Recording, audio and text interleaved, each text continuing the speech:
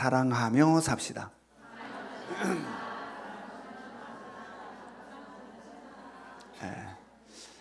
무표정으로 이 인사를 하신 분은 사랑하는 사람일까요? 말로만 한 사람일까요? 자, 무표정이 아니라 기분이 나쁜 일일 수도 인사할 때는 서로 웃으면서 인사를 나누자겠죠. 다시 한번 시작.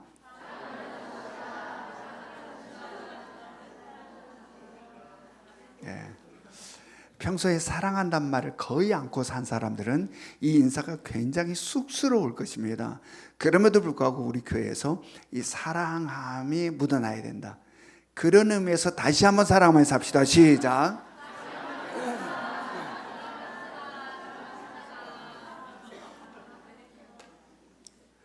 오늘 말씀 제목이 뭡니까? 다시 한번 시작. 주 안에 거하라. 하나님께서는 우리들을 이 자리로 부르셔서 오늘 본문 말씀을 통하여 우리들에게 주 안에 거하라 라고 말씀하시고 계십니다. 하나님께서 우리에게 주신 이 말씀을 우리 모두가 마음에 받아 이 말씀에 아멘으로 화답함으로 그렇게 살아가는 여러분과 제가 될 수 있기를 주님의 이름으로 축원합니다.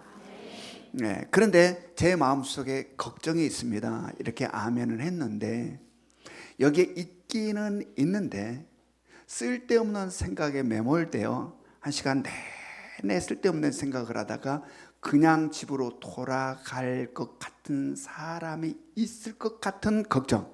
그 다음에 또 말씀을 듣기는 듣는데 자기는 쏙 빠져나가고 제3자의 입장에서 구경꾼의 입장에서 이 말씀은 박 집사가 드려야 돼. 이 말씀은 김 집사가 드려야 되는데 이 말씀은 우리 남편이 우리 아들이 드려야 되는데 이런 분이 있을까 싶어 제가 걱정이 된다는 거예요. 또 그런가 하면 말씀을 평가하는 자로 턱 앉아서 말씀을 평가하며 이 말씀은 오케이 아주 좋아. 이 말씀은 아주 좋아요. 그렇지. 이 말씀은 아니지. 이 말씀은 현실감이 떨어져.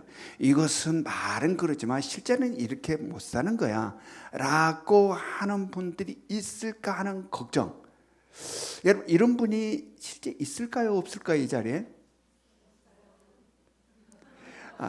이 걱정이 쓸데없는 걱정이 될 수 있기를 원합니다. 아멘. 여러분은 어떻게 이 자리에 왔습니까? 여러분이 그냥 내가 교회 가야지라고 해서 온 게 아니라 하나님께서 여러분을 부르셨어요. 가고 싶은 마음, 오늘 주일이지, 교회가 예배드려야지 라고 하는 이 마음들은 왜 생길까?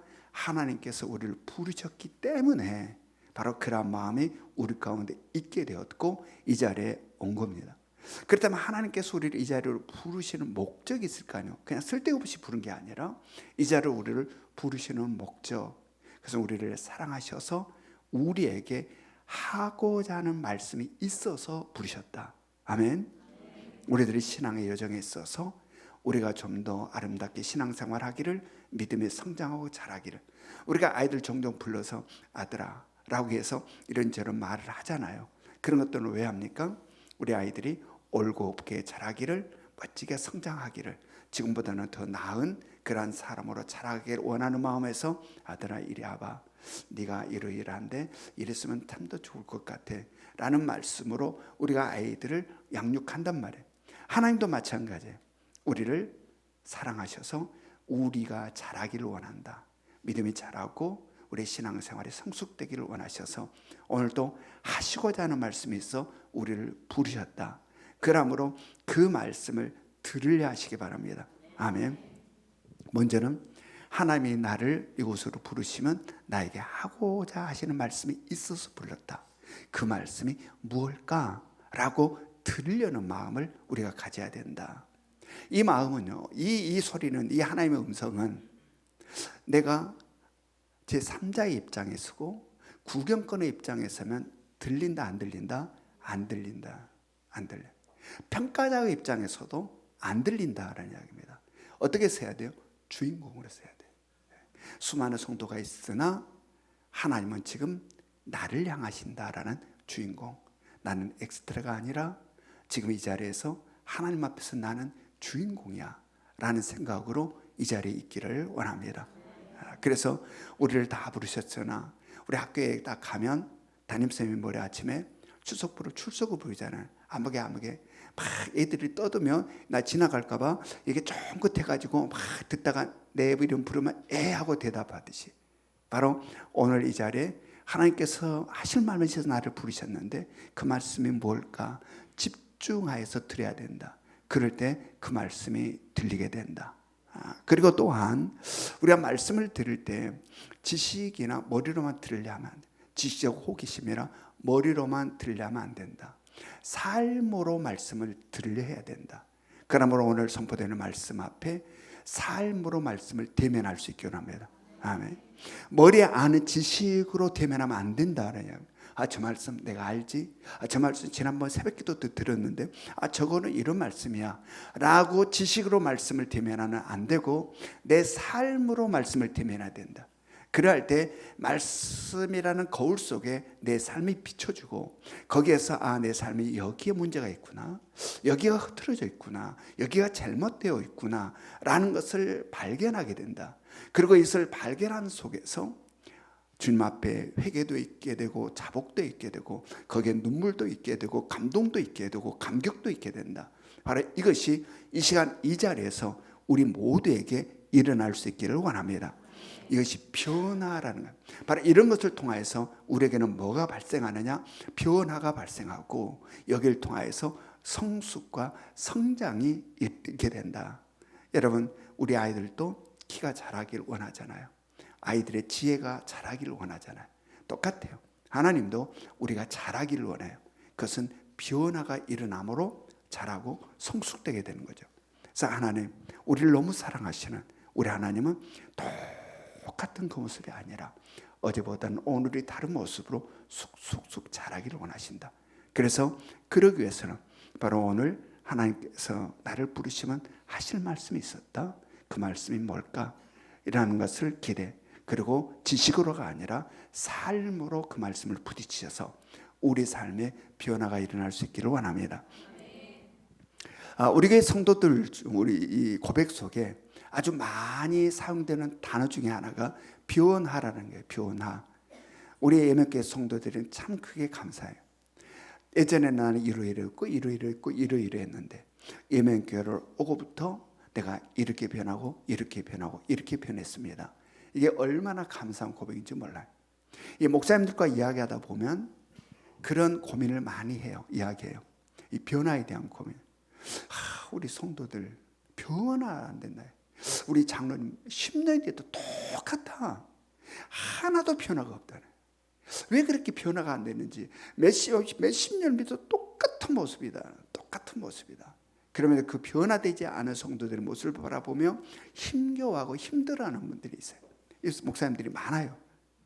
여러분, 우리 교회 성도 가운데 내가 10년을 신앙생활을 했는데 똑같다는 분, 내가 몇 년을 신앙생활해도 똑같다는 분은 여러분들이 돌처럼 굳어 있음을 깨달으시기 바랍니다. 내가 내 생각에는 울타리에 완전히 갇혀서 그 울타리를 한 걸음도 밖으로 안 나간다.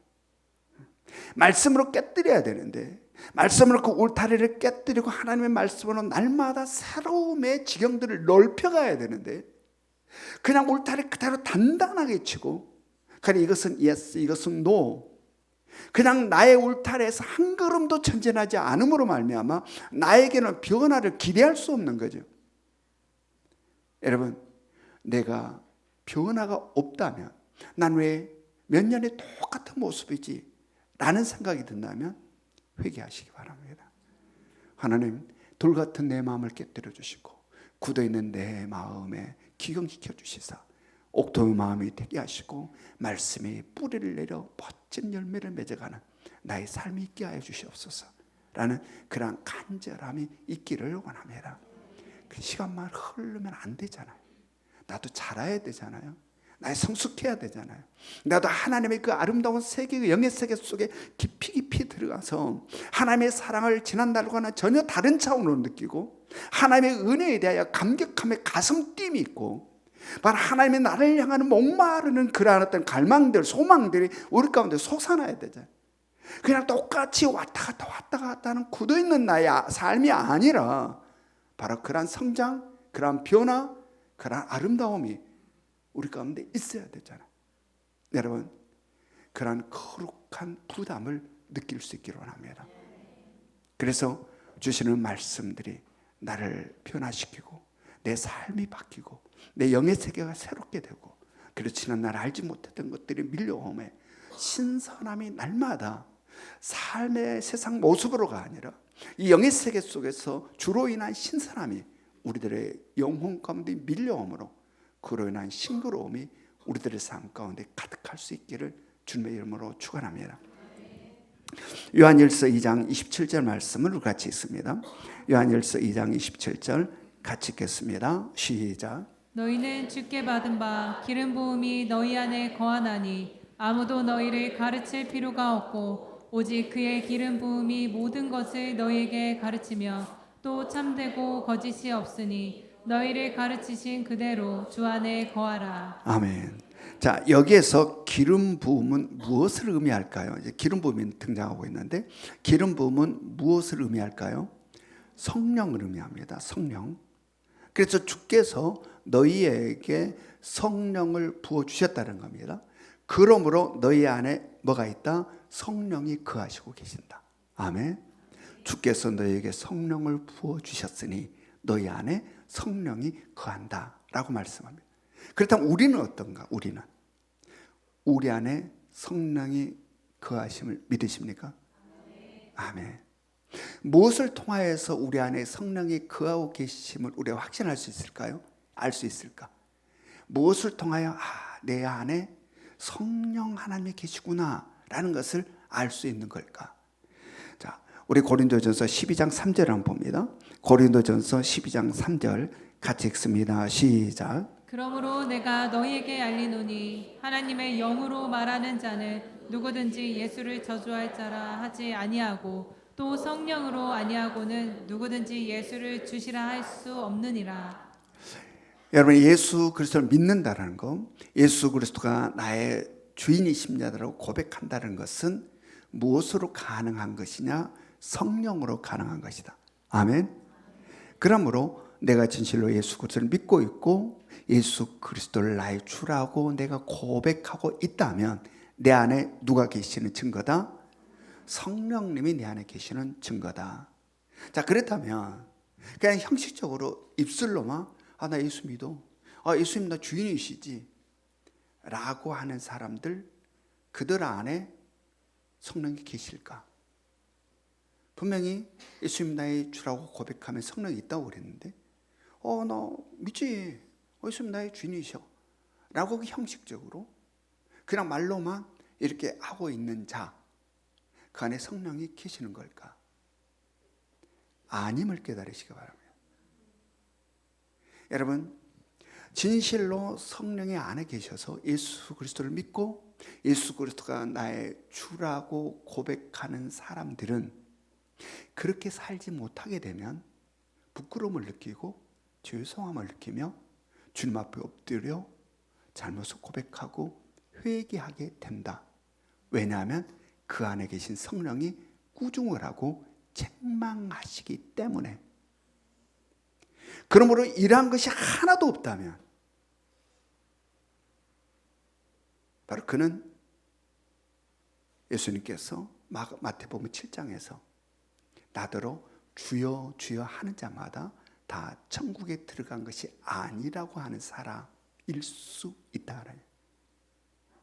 그 안에는 성령이 계시지 않는다. 그러므로 말은 나 예수 믿어, 주님 나의 주인이셔. 그런데 전혀 실제에는 그게 아님이 나타나는, 성령이 우리 안에 계신다면 그 고백뿐만 아니라 그렇게 살지 못했을 때 우리를 꾸중하신다. 그리고 책망하신다. 그래서 그것으로 인하여서 주님 앞에 부끄러워 회개하는 그러한 기도가 우리 가운데 나오게 된다. 여러분, 우리 예명교회 성도 가운데는 형식적인 고백과 형식적인 그런 신앙이 없기를 원합니다. 우리 모두는 성령이 내 안에 계셔서 성령을 통하여 진실됨으로 예수 그리스도를 믿고 주님의 나의 주인이심을 진실로 고백하는 우리 모두가 될 수 있기를 주님의 이름으로 축원합니다. 요한일서 2장 27절을 봅니다. 요한일서 2장 27절 같이 읽겠습니다. 시작. 너희는 주께 받은 바 기름 부음이 너희 안에 거하나니 아무도 너희를 가르칠 필요가 없고 오직 그의 기름 부음이 모든 것을 너희에게 가르치며 또 참되고 거짓이 없으니 너희를 가르치신 그대로 주 안에 거하라. 아멘. 자, 성령이 우리 안에 계시면 어떠하다는 겁니까?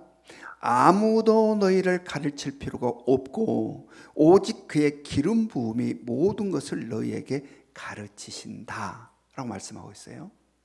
자, 주님께서 우리에게 성령을 부어주셔서 성령이 우리 안에 들어와 계시면 그 성령이 우리를 가르치신다는 겁니다. 그래서 우리는 성령이 모든 것을 가르쳐 주시기 때문에 다른 누구에게도 가르침을 받을 필요가 없고 배울 필요가 없다. 자, 그렇다면 뭘로 나갈 수 있는 거예요? 학교를 다닐 필요가 있다 없다?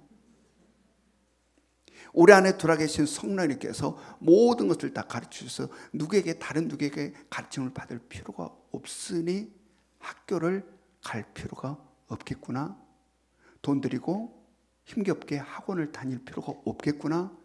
공부할 필요도 없겠구나라는 생각을 할 수도 있다는 이야기입니다. 근데 여러분, 이 말은 그런 말이 아니에요. 이 말은 지금 무슨 말이냐면 진리에 대한 이야기예요. 진리를 성령님께서 가르치신다는 진리를. 자, 한 말씀 봅니다. 요한복음 16장 13절. 요한복음 16장 13절 같이 읽습니다. 시작. 그러나 진리의 성령이 오시면 그가 너희를 모든 진리 가운데로 인도하시리니 그가 스스로 말하지 않고 오직 들은 것을 말하며 장래 일을 너희에게 알리시리라. 성령은 진리의 영이세요. 그래서 진리의 영이신 성령께서 오시면 바로 영원부터 영원까지 계시는 삼위일체 하나님으로서, 즉 성령 하나님은 삼위일체 하나님이에요. 그래서 영원부터 영원까지 계시는 삼위일체 하나님으로서 한 부분만이 아니라 그 영원부터 영원까지를 통으로 보셔서 온전하시고 완전하신 진리를 우리들에게 가르치신다. 그리고 우리를 그 진리 가운데로 인도하신다. 아멘. 지난주일 말씀 제목이 뭐였습니까? 지난주일 말씀 제목 영원한 생명. 자, 이 영원한 생명은 어떻게 얻어진다고 그랬습니까? 예수 그리스도를 믿음으로. 하여튼 일부 예배하고 2부하고 비교를 안 하려고 해도 비교가 돼요. 일부 예배에서는 이 답을 잘 못하시더라고. 보기는 일부 예배 사람들이 이게 상당히 똑똑하게 보이는데 대답을 못해. 이게 제가 질문. 2부는 그냥 금방금방 나오잖아요. 자, 영원한 생명 어떻게 얻는다? 예수 그리스도를 믿음으로 얻게 된다. 그러므로 예수 그리스도를 믿는 우리 속에 뭐가 있다? 영원한 생명이 있다. 믿으십니까? 다음 죽은 다음에 시작되는 생명이 아니라 이미 예수 그리스도를 믿는 순간 그 영원한 생명이 우리 가운데 있게 된다. 그래서 지금 우리는 뭘 갖고 있다? 영원한 생명을 갖고 있다. 이것을 헬라어로 조에라고 그런다고 했습니다. 지금 우리가 갖고 있는 생명은 예수 믿지 않는 세상 사람들이 갖고 있는 생명과 구분되는 생명이에요. 그들과 다른 생명, 조의 영원한 생명이 우리 가운데 있음을 믿으시기 바랍니다. 그래서 우리는 이 세상에서 죽게 되면 어떻게 돼요? 우리가 이 땅에 살다가 죽게 되면 우리가 이 땅을 사는 동안에 우리가 사용했던 우리의 유품들은 다 소각을 하고 우리의 이 몸, 이 땅을 사는 동안에 우리가 사용했던 우리의 이 몸도 소각을 하죠. 화장터에서. 우리가 썼던 유품뿐만 아니라 우리가 이 땅을 살아가는 동안에 잠깐 우리가 사용했던 이 몸, 이 육체도 화장터에서 소각을 한다. 다 소각해요. 이 세상에 있었던 것들은 다 소각하고 우리의 영혼은 어디로? 낙원을 간다. 그리고 낙원에 있다가 예수 그리스도께서 재림하시는 그날에 우리의 영혼은 새로운 몸을 입는다. 이런 몸 아니고 이게 조금 바이러스 오면 막 걸리고 넘어지면 깨지고 기부싸고 이런 몸 아니고 영원히 살아가는 그 어떤 질병에도 그 어떤 것에도 전혀 흔히 영원히 살아가는 그런 새로운 몸을 예수 그리스도 제 이름으로 인하여 우리가 새롭게 있게 된다. 그리고 백보자 심판을 걸쳐서 어디를 들어가게 된다? 영광스러운 하나님의 나라 새하늘과 새 땅 거룩한 성 새 예루살렘에 들어가게 된다. 여러분, 이런 것들을 누가 가르쳐 줬어요? 성령님이에요. 성령님. 이 세상 잠깐 사는 이 세상에서 똑똑한 어떤 석학이 가르쳐 준 게 아니에요. 어떤 과학자가 가르친 게 아니라 영원부터 영원까지 계시는 삼일체 하나님 되신 성령 하나님, 바로 그 하나님이 우리 가운데 와 계셔서 우리로 하여금 그것을 가르쳐 주시고 우리로 하여금 믿게 하시고 그것을 붙잡고 이 땅을 살아가게 해주신다. 즉 진리를 가르쳐 주시고 진리 가운데 우리를 인도해 주신다. 아멘. 바로 우리가 방금 읽은 말씀에서 어떤 말씀이에요? 성령은 들은 것을 가르친다 이렇게 해요. 성령은 들은 것을 우리들에게 이야기한다. 무슨 뜻이에요? 바로 삼일체 하나님 안에서 이야기된 것을 우리들에게 가르친다. 아멘. 그래서 바로 성령 하나님, 우리 안에 계신 성령 하나님은 우리에게 진리를 가르치시고 우리를 진리 가운데로 인도해 가신다. 믿으시기 바랍니다.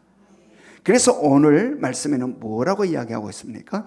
요한일서 2장 27절을 봅니다. 요한일서 2장 27절 같이 읽습니다. 시작. 너희는 주께 받은 바 기름 부음이 너희 안에 거하나니 아무도 너희를 가르칠 필요가 없고 오직 그의 기름 부음이 모든 것을 너희에게 가르치며 또 참되고 거짓이 없으니 너희를 가르치신 그대로 주 안에 거하라. 아멘. 우리 가운데 오셔서 진리를 가르치신 성령님의 가르치심은 어떠하다는 겁니까? 참되고 거짓이 없으시다. 그러므로 너희는 성령이 가르치신 대로 어디 안에 거하라? 주 안에 거하라. 여러분, 우리 모두는 바로 오늘 말씀처럼 오직 성령이 가르치신 대로 주님 안에 거하는 여러분과 제가 될 수 있기를 원합니다. 요한일서 2장 28절을 봅니다. 요한일서 2장 28절 같이 읽습니다. 시작. 자녀들아 이제 그의 안에 거하라. 이는 주께서 나타내신 바 되면 그가 강림하실 때 우리로 담대함을 얻어 그 앞에서 부끄럽지 않게 하려 함이라. 네. 자, 앞서서 27절에서 우리가 어떤 말씀을 쭉 보았습니까? 주님께서 우리에게 성령을 부어주시고 그 성령이 우리 안에 오셔서 우리에게 뭘 가르쳐 주신다? 진리를 가르쳐 주시고 우리를 진리 가운데 인도하신다. 그러므로 이 성령의 가르쳐 주신 이 진리는 결코 거짓이 없고 참되니 바로 성령이 가르쳐 주신 대로 어디에 거하라? 주 안에 거하라. 이렇게 이야기했어요. 바로 앞서 있는 27절에서. 그런데 바로 이어지는 28절에서 다시 또 뭐라고 이야기합니까? 자녀들아 이제 어디? 그의 안에 거하라. 주 안에 거하라. 또다시 이 말을 강조하고 결론적으로 또다시 이 말씀을 하고 있는 거예요. 이 말씀을 바로 주 안에 거하라라는 거. 여러분, 이렇게 이게 중요함을 이야기하는 거예요. 강조하고 결론적으로 또다시 자녀들아 이제 그의 안에 거하라. 주 안에 거하라. 성경에 보면 주 안이라는 말, 예수 그리스도 안이라는 말, 이거 많이 나와요? 안 나와요? 많이 나오죠. 주님 안에, 주 안에, 예수 그리스도 안에, 그리스도 안에. 이게 굉장히 많이 나와요. 자, 그렇다면 주님 안에 거한다는 거, 예수 그리스도 안에 있다라는 것은 어떤 의미를 갖고 있는 걸까? 이렇게 계속 반복해서 성경에서 이 말씀이 계속 많이 나오고 있는데, 예수 그리스도 안이라고 하는 것은 어떠한 것일까? 여러분, 예수 그리스도 안이라고 하는 것은 구원받는 하나님의 백성들이 택함을 받아 탄생하고 자라고 성장하고 살아가는 곳임을 믿으시기 바랍니다. 아멘. 이것은 물고기에 있어서 물과 같아요. 물고기들이 물속에서 태어나죠. 그 속에서 자라고 성장하고 살아가요. 그래서 물 밖으로 물고기들이 나오면 엄청 고통을 당하다가 죽게 되는 거죠. 네, 죽게 돼. 여러분, 물고기들은 물 밖으로 이렇게 끌어내면 물고기가 어떻게 반응해요? 아이고 좋다라고 편안하게 있습니까? 아니면 막 도둑도둑 튑니까? 막 도둑도둑 튀죠. 그게 즐거움의 몸부림입니까? 고통의 몸부림일까요? 그런데 우리는 저 회차라 싱싱하다 초장갑 가라 이러죠. 얘는 물고기가 물 밖으로 나와 고통스러운 겁니다. 그러다가 죽는 거죠. 여러분 우리가 그름을 깨달으시기 바랍니다. 하나님의 전적 은혜로 택함 받는 우리들은 그리스도 안에 있어야 된다. 그리스도 밖으로 나오면 고통스럽다, 힘들다, 죽게 된다. 그러므로 그리스도 안에 있음이 얼마나 우리들에게는 큰 은혜이고 축복인지를 깨달아야 된다. 자, 우리 다시 한번 좀 더 구체적으로 이 부분을 말씀을 통해서 들어갈 수 있기로 합니다. 에베소서 1장 4절. 에베소서 1장 4절 같이 읽습니다. 시작. 곧 창세전에 그리스도 안에서 우리를 택하사 우리로 사랑 안에서 그 앞에 거룩하고 흠이 없게 하려 하시로. 예, 우리의 택함이 어디에서 이루어졌습니까? 그리스도 안에서. 그리스도 안에서. 우리는 하나님의 전적인 은혜로 그리스도 안에서 택함을 받았다. 하나님의 백성으로, 하나님의 자녀로, 하나님의 아들로, 하나님의 딸로 우리는 그리스도 안에서 택함을 받은 자임을 믿으시기 바랍니다. 우리는 종종 세상을 살아갈 때에 권력자들의 자녀들, 엄청난 재벌의 자녀들, 그들을 바라볼 때 부러울 때가 있어요, 없어요? 부러울 때가 많죠. 야, 저놈들은 무슨 복을 받고 태어나서 저 집서 태어나가지고 그 애들은 취직 걱정해야 안 해요? 안 하죠. 또 회사 다니면서도 이게 진급할까 못할까 걱정해야 안 해요? 전혀 않죠. 그냥 취직 금방 되고 상무, 전무 따요 못 따요?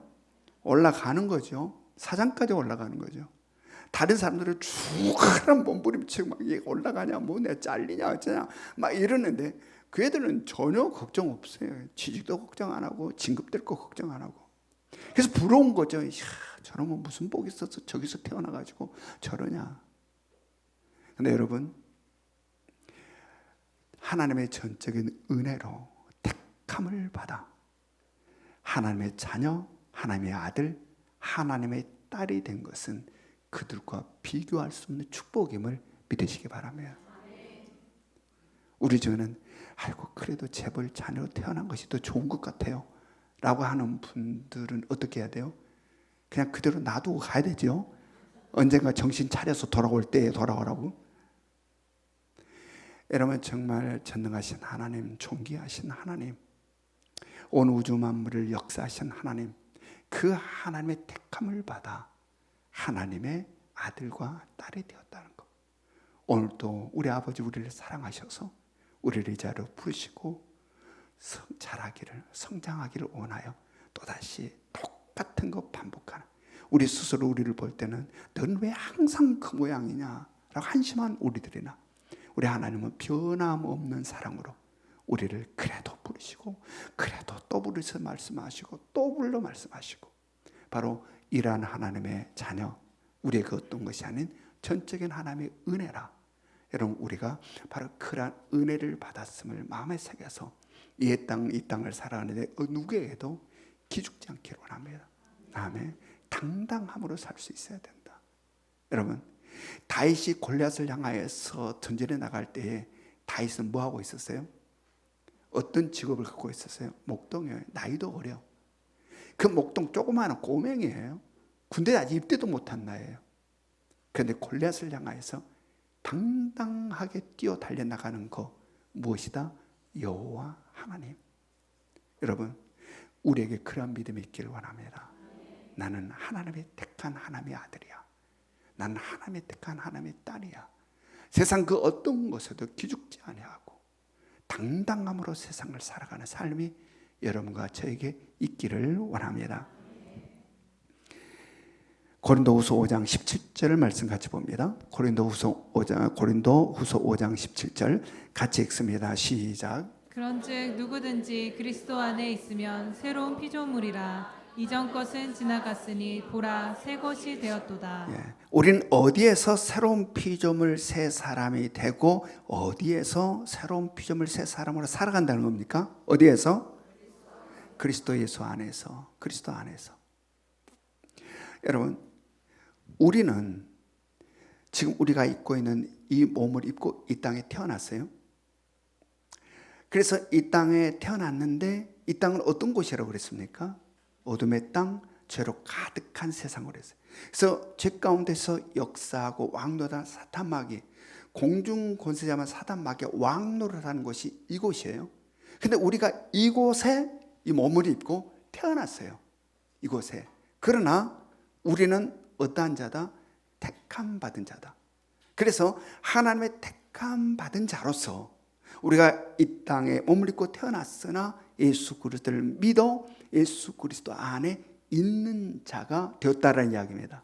즉 다시 말해서 예수 그리스도를 믿음으로 말미암아 우리의 이 세상 죄로 말미암아 찌들려 있는 물들어 있는 우리의 옛사람은 예수 그리스도와 함께 십자가에서 죽고 예수 그리스도와 함께 새로운 피조물 새 사람으로 다시 태어난다. 아멘. 이게 우리다. 어디 안에서 이게 이루어진다? 그리스도 안에서. 아멘. 바로 어디에서 이 새로운 피조물 새 사람으로 우리가 되는가? 바로 예수 그리스도 안에서 이렇게 된다. 바로 얼마나 놀라운 은혜인지. 예수 그리스도 안이라는 곳 우리들에 있어서는 너무너무 귀한 곳임을 우리가 인식해야 된다. 자, 로마서 8장 1절 2절을 봅니다.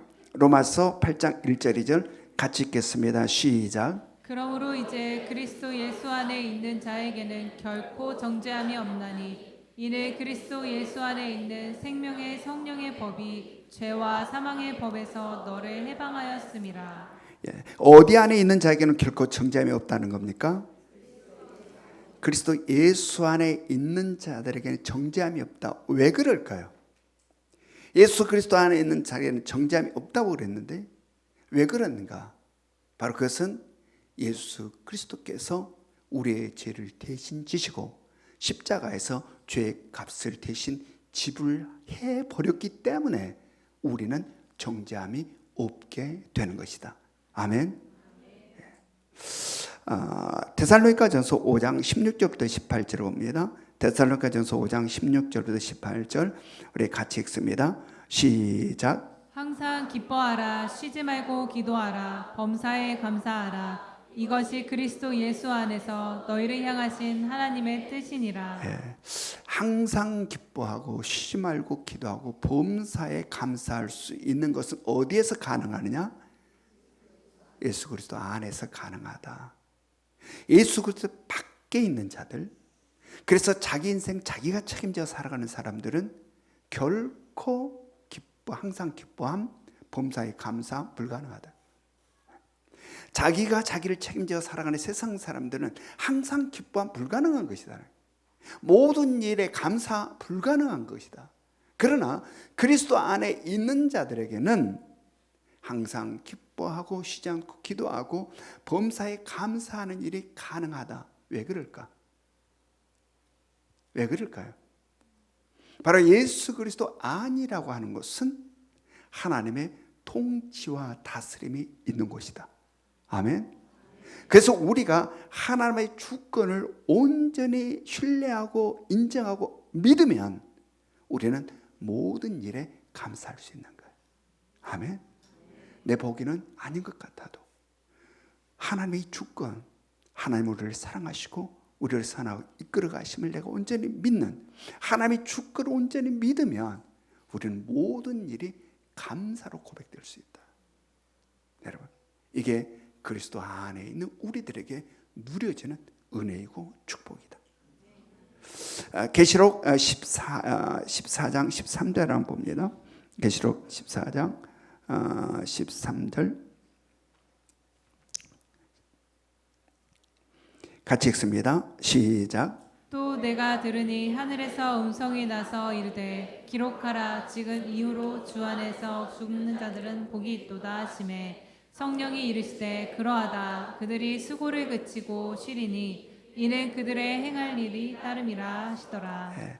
어디 안에서 죽는 자들이 복이 있다는 겁니까? 주 안에서 죽는 자들이 복이 있다. 어떤 복이 있다는 겁니까? 참 쉼의 복, 진정한 평안을 누리는 복이 그들에게 있게 된다라는 이야기입니다. 여러분, 세상 사람들은 죽으면 다 끝난다고 생각해요. 세상 사람들은 죽으면 아픔도 고통도 힘겨움도 고달픔도 눈물도 근심 걱정도 싹 없어진다. 보이는 면만 보면 맞아요. 그냥 보이는 것만 보면 그렇지, 죽으면 다 끝나지. 그러나 영원부터 영원까지 계신 하나님, 그 모든 것을 통으로 보시는 하나님은 성경을 통하여 우리에게 그렇다라고 이야기합니까? 그러지 않다라고 이야기합니까? 그러지 않다라고 이야기해요. 바로 우리에게는 죽음이 있다. 모든 사람들은 피할 수 없는 죽음이 반드시 있다. 그와 마찬가지로 죽음 다음에 심판이 모두에게 있다라고 이야기한 거예요. 여러분, 죽음 뒤에 있는 심판을 안 보이니까 사람들은 보이는 것으로 다 끝나는 거야 라고 이야기한다. 그러나 하나님은 영원부터 영원까지 보시는 하나님은 죽음으로 끝난 게 아니야. 그 다음에 심판이 있다. 바로 결산, 삶에 대한 결산, 삶에 대한 심판이 있다.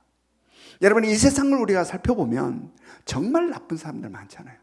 정말 악독하고 독재자, 그래서 수많은 사람들 피눈물과 그냥 죽여버리는 거야. 처절한 독재자로 한평생 살고 마지막에도 아주 부유하게 살다가 돌아가시는 그 악한 사람들, 돌아가셨다고 하면 안 되죠. 이들은 죽었다고 해야 되죠.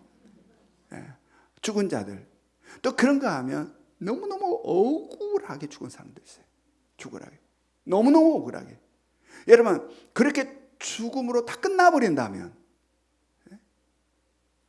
그냥 그렇게 이 땅에서 살았는데 그냥 그것으로 끝하고 끝나버린다면 어떻게 될까요?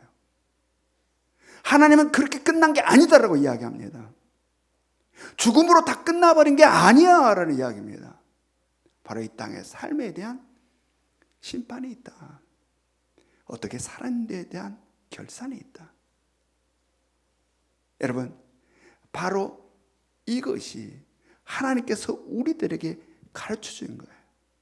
여러분, 이 심판에 있어서 마지막 최고의 심판은 무슨 심판이에요? 백보자 심판. 마지막에 있는 심판. 계시록 말씀에서 우리들 가지고 백보자 심판을, 백보자 심판. 그 백보자 심판대 앞에 모두가 산다. 그리고 살아오는 모든 삶에 대하여 결산한다. 심판을 받는다라는 이야기. 자, 요한일서 2장 28절을 봅니다. 요한일서 2장 28절 같이 읽습니다. 시작. 자녀들아, 이제 그의 안에 거하라. 이는 주께서 나타내신 바 되면 그가 강림하실 때 우리로 담대함을 얻어 그 앞에서 부끄럽지 않게 하려 함이라. 예, 자녀들이 이제 그의 안에 거하라. 이는 그래야 되는 이유는 주께서 나타나신 바 되면 그가 강림하실 때에 우리로 담대함을 얻어 그 앞에 부끄럽지 않게 하려 함이라. 즉 다시 말해서 오늘 성경이 우리들의 강조하고 또 강조 결론적으로 이야기하는 바로 주 안에 거하라고 하시는 이 말씀을 한 이유, 그 이유는 주님 다시 오실 그날에, 재림의 그날에 우리로 하여금 당당함을 얻어서 주님 앞에 부끄럽지 않게 하려고 주 안에 거하라 라고 말씀하고 있다는 이야기입니다. 여러분, 예수 그리스도께서 다시 오시는 재림이 있게 되면 현 우주는 종말을 맞이하게 되죠. 그리고 이미 그리스도 안에서 죽은 자들은 낙원에 있게 되는데, 이미 그리스도 안에서 죽어 낙원에 있는 자들과 그리스도 안이 아닌 그리스도 밖에서 죽어서 음부에 있는 자들이 먼저 부활을 한다. 그리고 그 당시에 땅에 있는 자들은 그 다음 들림을 받아 어디에 산다? 모두가 최후의 심판자리인 백보자 심판대에 서게 된다. 여러분, 제가 새로운 이야기 한 게 아니라 계시록에서 우리가 같이 공부했던 거죠. 바로 백보자 심판대 앞에 우리가 서게 된다. 그리고 그 백보자 심판대에서 어떤 사람은 천국이라고 하는 새 하늘과 새 땅, 거룩한 성 새 예루살렘으로 가게 되고, 어떤 사람은 지옥이라고 하는 처절한 고통이 영원한 불못이라는 곳에 던져진다. 그렇다면 이러한 갈림, 어떠한 사람은 이쪽으로 어떠한 사람은 이쪽으로, 무엇에 의하여 이러한 갈림이 일어난다고 그랬습니까? 무엇에 의해서 이렇게 갈림이 일어난다? 생명책, 즉 생명책에 이름이 기록되어 있는 자들은 천국으로 간 새하늘과 새 땅 거룩한 성소 예루살렘을 가게 됐고, 생명책에 이름이 없는 사람들, 그들은 지옥이라는 불못으로 던져지게 된다. 그렇다면 어떤 사람들이 이 생명책에 그들의 이름이 기록되어 있는가? 바로 그리스도 안에 있는 사람들. 아멘. 그리스도 안에 있는 자들의 이름이 생명책에 기록되어 있다라는 이야기입니다.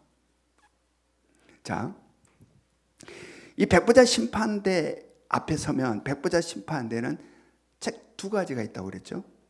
두 가지 책이 펼쳐져 있는데, 무슨 책과 무슨 책이 펼쳐져 있다고 그랬어요? 생명책과 행위책. 바로 생명책과 행위, 이 땅에서 어떻게 우리가 살았느냐를 기록해 놓은 행위책. 여러분, 이 검찰에 이렇게 조사받기 위해서 무슨 범죄 혐의로 검찰에 끌려가서 검찰에서 조사받으면 사람들이 깜짝 놀란대요. 왜냐하면 그들이 수집해 놓은 그들의 죄상, 그들의 행적들이 어디서 그렇게 모아놨는지 깜짝 놀라요. 말을 하다가 이랬잖아요. 그럼 말이 막히는 거예요. 전혀 알지 못했던, 다른 사람이 모를 것 같은 것들까지 증거로 짝짝 내밀면서 이랬잖아요 라고 그래서 놀라는 거예요. 여러분, 우리가 살아가는 이 세상에서도 검사들 앞에 그렇게 드러나는데, 여러분, 하나님 앞에서, 백보자 심판대 앞에서 우리들의 행위들 하나도 빠뜨림 없이 거기에 드러난다는 사실을 깨달으시기 바랍니다. 우리가 이 땅을 살아가면서 살아갔던 모든 것들은 낱낱이 그대로 드러난다. 그리고 그에 따라서 징벌, 죄에 대한 대가를 받게 된다. 그런데 이 땅을 살아가는 사람이라고 한다면 그 어느 누구도 온전한 성과 온전한 의를 이루어 하나님 나라에 갈 수 있는 사람이 없다. 모두가 죄인으로 불못에 던져진다. 그래서 로마서 3장 23절에서는 뭐라고 이야기해요?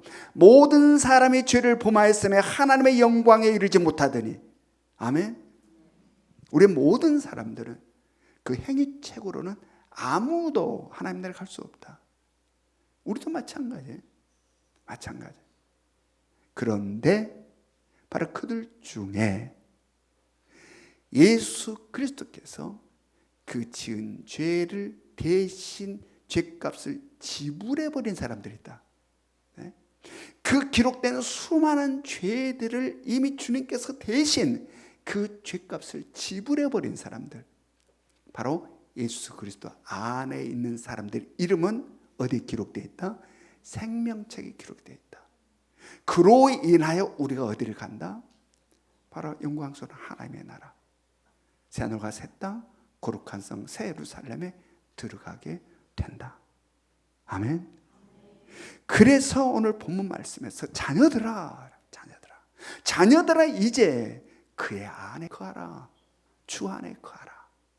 여러분, 오늘 주님께서 우리를 향해서 하신 이 말씀을 깊이 마음에 기록할 수 있기를 원합니다. 여러분, 우리는 주 안에 있어야 된다. 세상에 아무리 화려하고 멋지고 그럴싸하게 보이는 것도 있다 할지라도 흔들리지 말라라는 이야기입니다. 아멘. 세상에 금을 주는 어떤 일들이 막 있어서 주일날 교회 가는 우리의 발걸음을 막 그냥 돌리려고 해도 돌아가지 말라라는 이야기입니다. 세상 것들의 시선과 마음과 관심 빼앗기지 말라. 그리스도 밖으로 나가지 말라라는 이야기입니다. 언제나 그리스도 안에서만 살아갈 수 있기를 원합니다. 바로 그리스도 안에 있는 하나님의 통치와 다스림만을 받으며 살아갈 수 있기를 원합니다. 바로 거기에 하나님의 보호하심과 지켜주심이 있는 것이고, 바로 거기에 주님으로 인한 기쁨이, 감사가, 보람이 감격과 감동이 있는 것입니다. 우리 모두 우리를 사랑하셔서 이 자리로 부르신 하나님, 너는 내 아들이야, 너는 내 딸이야. 영원부터 영원까지를 너무 잘 아시고 통으로 보신 주님께서는 이것이 전부가 아니야, 너희들 정신 차려라, 오직 주님 안에 있어야 된다 라는 예탄 마음에 깊이 새기셔서 오직 주님 안에 거하는 자로 살아가는 여러분과 제가 될 수 있기를 주님의 이름으로 축원합니다. 우리 적용 질문 같이 읽습니다.